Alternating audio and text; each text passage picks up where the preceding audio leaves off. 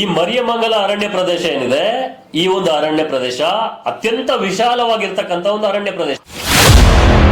ಈ ಒಂದು ಅರಣ್ಯ ಪ್ರದೇಶದಲ್ಲಿ ಅಧಿಕಾರಿಗಳಿಗೆ ಗೊತ್ತಿಲ್ಲದೆ ಇರತಕ್ಕಂಥ ಅದೆಷ್ಟೋ ಮಾಹಿತಿಯನ್ನ ತಲತಲಾಂತರದಿಂದ ಈ ಕುಟುಂಬಗಳು, ದನ ಕಾಯೋರು, ಕುರಿ ಕಾಯ್ತಕ್ಕಂಥವ್ರು, ಇವರೆಲ್ಲನೂ ಸಮೇತ ಸ್ವಾಮಿ ಅಲ್ಲೊಂದು ಪ್ರಾಣಿ ಸತ್ತೋಗಿದೆ, ಸ್ವಾಮಿ ಅಲ್ಲಿ ಮರ ಒಂದು ಮುರಿದೋಗಿದೆ, ಕಳುವಾಗ್ತಾ ಇದೆ, ಅದೆಷ್ಟೋ ಮಾಹಿತಿಗಳನ್ನ ಸಂಬಂಧಪಟ್ಟಂತವ್ರು ಅಲ್ಲಿ ಗ್ರಾಮಸ್ಥರು ಇವತ್ತಿನ ಅರಣ್ಯ ಇಲಾಖೆ ಅಧಿಕಾರಿಗಳಿಗೆ ನೀಡಿ ಅರಣ್ಯವನ್ನ ರಕ್ಷಣೆ ಮಾಡ್ತಾ ಇರ್ತಕ್ಕಂಥ ಅದೆಷ್ಟೋ ಘಟನೆಗಳನ್ನ ನಾವು ನೋಡಿದೀವಿ.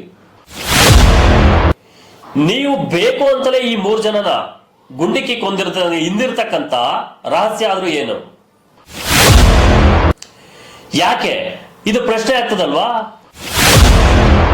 ಇವರೇ ಏನಾದ್ರೂ ನೀವೆಲ್ಲ ಮಾಡ್ತಾ ಇರ್ತಕ್ಕಂಥ ಅಲ್ಲಿ ಮರಗಳ ಕಳುವೇನಾಗ್ತಾ ಇತ್ತು, ಪ್ರಾಣಿಗಳ ಅಕ್ರಮ ಒಂದು ಬೇಟೆ ಏನಿತ್ತು, ಅದ್ರ ಬಗ್ಗೆ ಏನಾದ್ರೂ ಇವ್ರು ಮಾಹಿತಿ ಕೊಡ್ತಾ ಇದ್ದಾರೆ ಅಂತಕ್ಕಂಥ ಒಂದು ದುರುದ್ದೇಶ ಇಟ್ಕೊಂಡು ನೀವು ಅವ್ರ ಮೇಲೆ ಗುಂಡಾರಿಸಿದಿರಾ?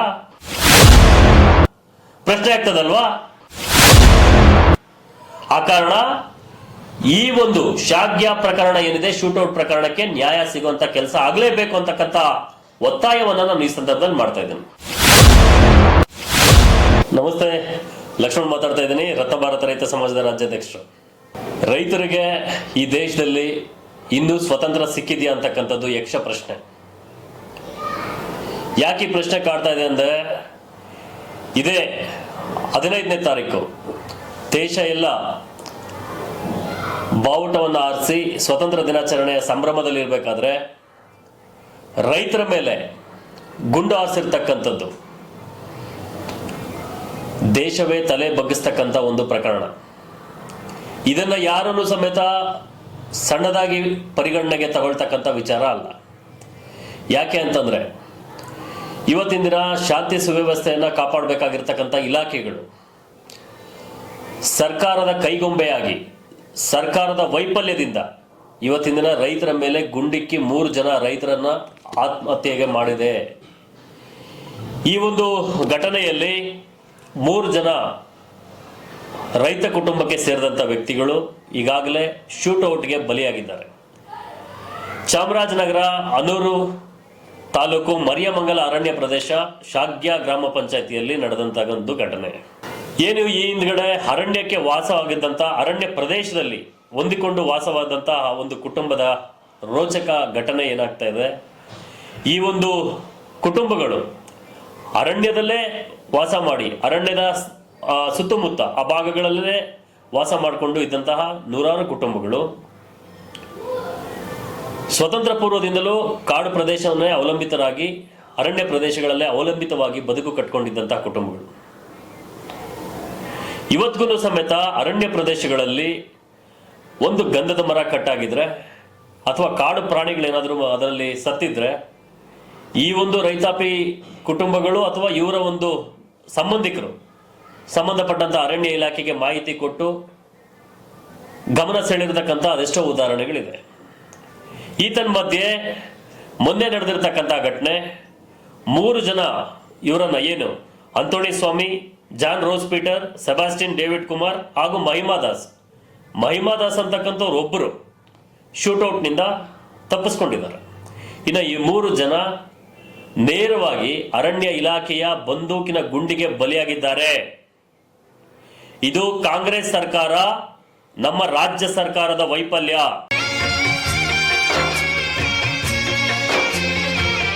ರೈತರನ್ನ ಗುಂಡಿಕ್ಕಿ ಕೊಂದಿರ್ತಕ್ಕಂಥದ್ದು ಕ್ಷಮಿಸಲಾಗಿರ್ತಕ್ಕಂಥ ಒಂದು ಅಪರಾಧ, ಅರಣ್ಯ ಇಲಾಖೆಯ ವೈಫಲ್ಯ. ನಾವೀಗಾಗಲೇ ನೋಡೋದಾದ್ರೆ 1962 ಅರಣ್ಯ ಇಲಾಖೆಗೆ ಏನು ಇವತ್ತು ಅರಣ್ಯ ಕಾಯ್ದೆ ಬಂದಿರತಕ್ಕಂಥದ್ದು, ಅದಕ್ಕಿಂತ ಮುಂಚಿತವಾಗ್ಲೂ ಸಮೇತ ರೈತರು ವ್ಯವಸಾಯನ ಮಾಡಿಕೊಂಡು ಬಂದಿರತಕ್ಕಂಥ ಅದೇ ಅರಣ್ಯ ಪ್ರದೇಶ. ನಾವು ಗಮನಿಸೋದಾದ್ರೆ ಈ ಅರಣ್ಯ ಇಲಾಖೆಗಳಿಗೆ ನನ್ನೊಂದು ಪ್ರಶ್ನೆ ಇದೆ. ಆವತ್ತು ಎಷ್ಟು ಗಂಧದ ಮರಗಳಿತ್ತು, ಇವತ್ತು ಬದಲಾಗಿರ್ತಕ್ಕಂಥ ಪರಿಸ್ಥಿತಿನಲ್ಲಿ ನಿಮ್ಮ ಕಾಳಜಿ ಇದ್ದದ್ದೇ ಆದ್ರೆ ಆವತ್ತಿದ್ದಂತಹ ಕಾಡು ಪ್ರಾಣಿಗಳ ಸಂಖ್ಯೆ ಎಷ್ಟಿದೆ, ಕಾಡು ಎಷ್ಟಿದೆ, ಆದ್ರೆ ಇವತ್ತಿಗೆ ಎಷ್ಟಿದೆ 2026ರಲ್ಲಿ? ಪ್ರಶ್ನೆ ಆಗ್ತದಲ್ವಾ? ನೇರವಾಗಿ ಗಂಧದ ಮರಗಳನ್ನ ನಾವು ಲೆಕ್ಕ ಹಾಕಕ್ಕೆ ಹೊರಟ್ರೆ ಅರ್ಧಕ್ಕರ್ಧನೂ ಗಂಧದ ಮರಗಳು ಸಿಗೋದಿಲ್ಲ. ಹಾಗಾದ್ರೆ ಎಲ್ಲಿ ವೀರಪ್ಪನ್ ಬಂದು ಕಟ್ ಮಾಡ್ಕೊಂಡು ಹೋಗ್ಬಿಟ್ಟಿದಾರಾ? ವೀರಪ್ಪನ್ ಸತ್ ನಂತರ ಬಹುಶಃ 2006, ವೀರಪ್ಪನ್ ಸತ್ ನಂತರ 2026ರಲ್ಲಿ ನಾವಿದ್ದೀವಿ. ಕಾಡುಗಳ ಸಂಖ್ಯೆ ಎಷ್ಟಿದೆ? ದಿನೇ ದಿನೇ ದಿನೇ ದಿನೇ ದಿನೇ ಕಡಿಮೆ ಆಗ್ತಾ ಇದೆ. ಆದರೆ ಈ 3 ಜನನೇ ನಿಮಗೆ ಸಿಕ್ಕಿದ್ದ?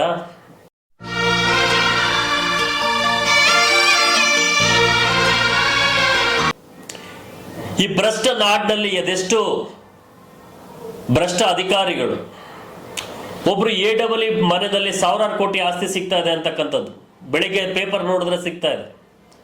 ಒಂದೊಂದು ಇಲಾಖೆಯಲ್ಲಿ ಭ್ರಷ್ಟಾಚಾರ ಮಾಡ್ತಾ ಇರ್ತಕ್ಕಂಥ ಅಧಿಕಾರಿಗಳು, ದೇಶವನ್ನೇ ಲೂಟಿ ಮಾಡ್ತಾ ಇರ್ತಕ್ಕಂಥ ಅಧಿಕಾರಿಗಳು, ಒಬ್ಬೊಬ್ಬರ ಮನೆಯಲ್ಲಿ 1000 ಕೋಟಿ ಹಗರಣ ಬೆಳಿಗ್ಗೆ ಎದ್ರೆ ಪೇಪರ್ನಲ್ಲಿ ಸಿಗ್ತಾ ಇದೆ. ಹಾಗಾದ್ರೆ ನಿಮ್ಮ ಸರ್ಕಾರ ಎಷ್ಟು ಜನನ ಗುಂಡಿಕ್ಕಿ ಕೊಂದಿದೆ? ಇದು ಅಪರಾಧ ಅಲ್ವಾ? ಅಮಾಯಕ ರೈತರೇ ನಿಮಗೆ ಗುಂಡಿಕ್ಕಿ ಕೊಲ್ಲಲಿಕ್ಕೆ ಸಿಕ್ಕಿದ್ದ? ಹಾಗಾದ್ರೆ ಅವರ ಕುಟುಂಬಗಳಿಗೆ ರಕ್ಷಣೆ ಕೊಡ್ತಕ್ಕಂಥವ್ರು ಯಾರು? ಆ ಹೆಣ್ಮಗು ಕಣ್ಣಲ್ಲಿ ನೀರಾಗ್ತಾ ಇದೆಯಲ್ಲ, ಆ ಶಾಪ ನಿಮ್ಮನ್ನ ತಟ್ಟದೆ ಬಿಡುತ್ತಾ ಮಾನ್ಯ DK ಶಿವಕುಮಾರ್ ಅವರೇ?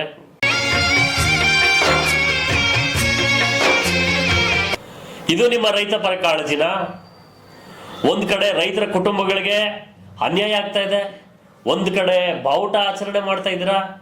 ಯಾರಿಗೆ ಬಂತು, ಎಲ್ಲಿಗೆ ಬಂತು 77ರ ಸ್ವಾತಂತ್ರ್ಯ ಸ್ವಾಮಿ? ಏನೂ ಆದೇಶ ಇಲ್ಲದೆ ಅರಣ್ಯ ಇಲಾಖೆ ಅಧಿಕಾರಿಗಳು ಏನು ಗನ್ನನ್ನ ಬಂದೂಕುಗಳನ್ನ ಇಟ್ಕೊಂಡಿದ್ದಾರೆ. ಹಾಗಾದ್ರೆ ನೀವು ಯಾರನ್ನ ಬೇಕಾದ್ರೂ ಸುಟ್ಬಿಡ್ಬೋದಾ?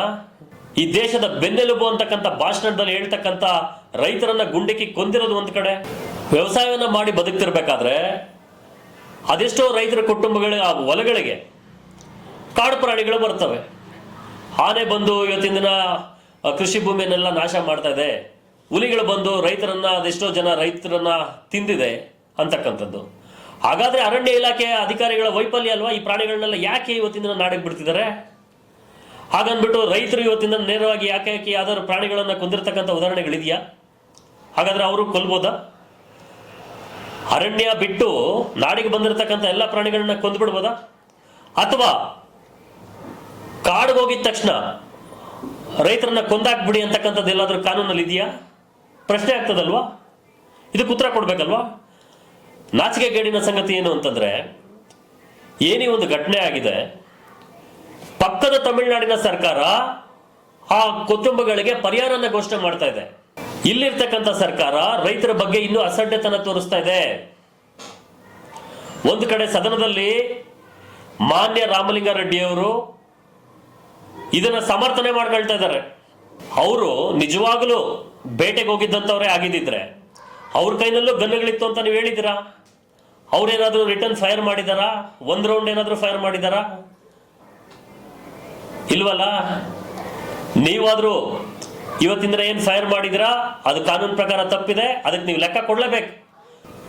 ಇದ್ರ ಬಗ್ಗೆ ಒಂದು ಕಾನೂನಿನ ತನಿಖೆ ಆಗ್ಬೇಕು. SIT ಒಂದು ರಚನೆ ಮಾಡಿ ಸೂಕ್ತವಾದ ತನಿಖೆ ಆಗ್ಬೇಕು. ದಿನೇ ದಿನೇ ದಿನೇ ದಿನೇ ದಿನೇ ದಿನೇ ರೈತಾಪಿ ಕುಟುಂಬಗಳ ಮೇಲೆ ಏಕಾಏಕಿ ಅನ್ಯಾಯ.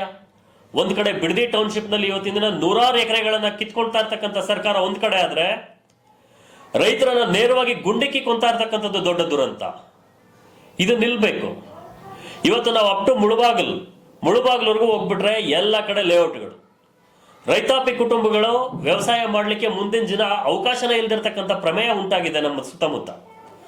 ಆ ಕಾರಣ ನಾನು ಹೇಳ್ತಕ್ಕಂಥದ್ದು, ಈ ಒಂದು ಪ್ರಕರಣನ ಸರ್ಕಾರ ಅತ್ಯಂತ ಸೂಕ್ಷ್ಮವಾಗಿ ಗಮನಿಸಿ, ನೊಂದಿರ್ತಕ್ಕಂಥ ಈ ಘಟನೆ ಆಗಿರ್ತಕ್ಕಂಥ 3 ಜನ ಕುಟುಂಬಸ್ಥರು ಏನಿದ್ದಾರೆ, ಆ ಕುಟುಂಬಗಳಿಗೆ ಸರ್ಕಾರದ ವತಿಯಿಂದ ಅವರ ಮಕ್ಕಳಿಗೆ ಉದ್ಯೋಗ ಅವಕಾಶವನ್ನ ಕೊಡಬೇಕು. ಅದೇ ಅರಣ್ಯ ಇಲಾಖೆಯಲ್ಲಿ ಕೊಡಿಸ್ಬೇಕು. ಈ ಶೂಟೌಟ್ ಯಾರು ಮಾಡಿದ್ದಾರೆ, ಈ ಅಧಿಕಾರಿಗಳ ಅಮಾನತಾಗ್ಬೇಕು. ಈ ಪ್ರಕರಣ ಅತ್ಯಂತ ಸೂಕ್ಷ್ಮವಾಗಿ ಗಮನಿಸಿ ರಾಜ್ಯ ಸರ್ಕಾರ ಈ ಪ್ರಕರಣವನ್ನ ನ್ಯಾಯ ಕೊಡಿಸ್ತಕ್ಕಂಥ ಕೆಲಸ ಆಗಲೇಬೇಕು. ಈ ಒಂದು ಇದನ್ನ ಸರ್ಕಾರ ಹಾಗೂ ರಾಜ್ಯದ 7.5 ಕೋಟಿ ಜನ ನಿಮ್ಮ ಮೇಲೆ ವಿಶ್ವಾಸವನ್ನ ಏನ್ ಇಟ್ಕೊಂಡಿದ್ದಾರೆ, ನೀವು ಅದನ್ನ ಉಳಿಸ್ಕೊಳ್ತಕ್ಕಂಥ ಕೆಲಸ ಆಗ್ಬೇಕು ಅನ್ನೋದಾದ್ರೆ ಈ ಘಟನೆಯ ಸತ್ಯಾಸತ್ಯತೆ ಹೊರಗಡೆ ಬರಲೇಬೇಕಿದೆ. ನಾನು ಸರ್ಕಾರಕ್ಕೆ ಮನವಿಯನ್ನ ಮಾಡ್ಕೊಳ್ತಾ ಇದ್ದೀನಿ. ರೈತರನ್ನ ಉಳಿಸ್ತಕ್ಕಂಥ ಅತಿ ದೊಡ್ಡ ಕೆಲಸ ನಿಮ್ಮ ಹೆಗಲ ಮೇಲಿದೆ, ಅದನ್ನ ಮರಿಬಾರ್ದು. ರೈತರ ಹಸಿರು ಶಾಲ್ ಹಾಕೊಂಡು ತಾವೆಲ್ಲ ಪ್ರಮಾಣ ವಚನ ಸ್ವೀಕಾರ ಮಾಡ್ತಾ ಇದ್ದೀರಾ. ಅದೇ ರೈತರನ್ನ ಗುಂಡಿಕ್ಕಿ ಕೊಲ್ತಾ ಇರ್ತಕ್ಕಂಥದ್ದು ಅತ್ಯಂತ ದುರಂತ ಇದೆ ನಮ್ಮ ದೇಶದಲ್ಲಿ.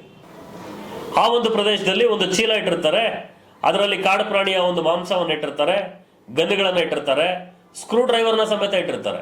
ಯಾವ ಪ್ರಾಣಿಗೆ ನೆಟ್ ಬೋಲ್ಟ್ ಟೈಟ್ ಮಾಡ್ಲಿಕ್ಕೆ ತಗೊಂಬಂದಿರೋ ಗೊತ್ತಿಲ್ಲ, ಸ್ಕ್ರೂ ಡ್ರೈವರ್ ಇಟ್ಟಿದ್ದಾರೆ, ಕಟಿಂಗ್ ಪ್ಲೇನ್ ಇಟ್ಟಿದ್ದಾರೆ, ಮತ್ತೆ ಹೊಸ ಸ್ಲಿಪ್ಪರ್ ತಗೊಬಂದಿದ್ದಾರೆ. ಏನೋ ಆ ಪ್ಯಾರಾಗನ್ದು ಚಪ್ಪಲಿ ತಗೊಬಂದಿದ್ದಾರೆ. ಪಾಪ ಈ ಅಧಿಕಾರಿಗಳಿಗೆ ಆ ಗಾಬರಿನಲ್ಲಿ ಏನ್ ಮಾಡ್ತಾ ಇದೀನಿ ಅಂತಕ್ಕಂಥ ಅರಿವೇ ಇಲ್ಲದೆ ಆ ಹೊಸ ಸ್ಲಿಪ್ಪರ್ ಇದರದ್ದು ಸ್ಟಿಕ್ಕರ್ ಸಮೇತ ತೆಗೆದಿರ್ತಕ್ಕಂಥ ಒಂದು ಚಪ್ಪಲಿಯನ್ನ ಇಟ್ಟಿದ್ದಾರೆ. ಇದೆಂತ ದುರಂತ ಇದು.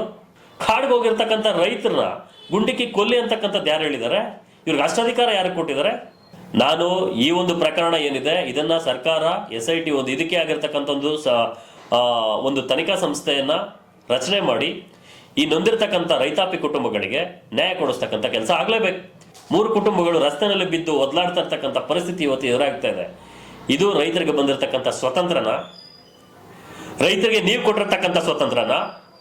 ಈ ಹಿಂದೆ ಬ್ರಿಟಿಷ್ನವರು ನಮ್ಮನ್ನು ಆಳ್ತಾ ಇದ್ರು, ಇವತ್ತಿನ ರಾಜಕಾರಣಿಗಳು ಆಳ್ತಾ ಇದ್ದಾರೆ. ಯಾವುದೇ ವ್ಯತ್ಯಾಸ ಇಲ್ಲ. ರೈತರನ್ನ ಗುಂಡಿಕ್ಕಿ ಕೊಂದಿರ್ತಕ್ಕಂಥದ್ದು ಮಹಾ ಅಪರಾಧ. ಇದಕ್ಕೆ ಸರ್ಕಾರ ಉತ್ತರ ಕೊಡಲೇಬೇಕಾಗ್ತದೆ. ಇಲ್ಲ ಅನ್ನೋದಾದ್ರೆ ಇಡೀ ನಮ್ಮ ಕರ್ನಾಟಕದಲ್ಲಿ ಇರ್ತಕ್ಕಂಥ ಎಲ್ಲಾ ರೈತರು ಇವತ್ತಿನ ದಿನ ರಸ್ತೆಗಿಳಿದು ಹೋರಾಟ ಮಾಡ್ತಕ್ಕಂಥ ದಿನಗಳು ದೂರ ಇಲ್ಲ ಅಂತಕ್ಕಂಥ ಮಾತನ್ನ ನಾನು ಈ ಸಂದರ್ಭದಲ್ಲಿ ಹೇಳ್ತಾ ಇದ್ದೇನೆ. ಎಲ್ಲರಿಗೂ ನಮಸ್ಕಾರ. ನಮ್ಮ ಐಡಿಯಾ ನ್ಯೂಸ್ ಚಾನಲ್ ಸಾಮಾಜಿಕ ಕಳಕಳಿ ಇರ್ತಕ್ಕಂಥ ನ್ಯೂಸ್ ಚಾನಲ್. ಹಾಗಾಗಿ ದಯವಿಟ್ಟು ಈ ನ್ಯೂಸ್ ಚಾನೆಲ್ ಅನ್ನ ಎಲ್ಲರೂ ಸಬ್ಸ್ಕ್ರೈಬ್ ಮಾಡ್ಕೊಳ್ಳಿ ಪ್ಲೀಸ್. ವೀಕ್ಷಕರೇ, ಇಂತಹ ವಿಡಿಯೋಗಳು ನೋಡಬೇಕಾದ್ರೆ ಐಡಿಯಾ ನ್ಯೂಸ್ ಅನ್ನ ಸಬ್ಸ್ಕ್ರೈಬ್ ಮಾಡಿ, ಶೇರ್ ಮಾಡಿ, ಲೈಕ್